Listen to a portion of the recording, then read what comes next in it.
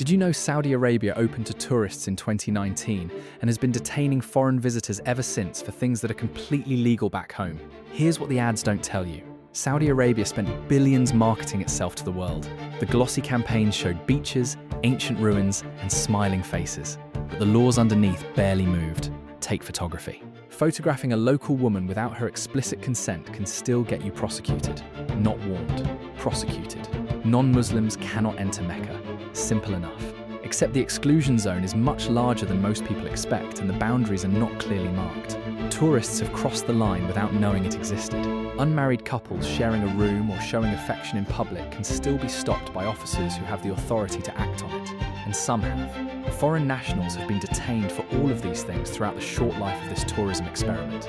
Saudi Arabia is now one of the fastest growing tourist destinations on earth. Most people arriving have no idea where the country genuinely changed and where it simply didn't.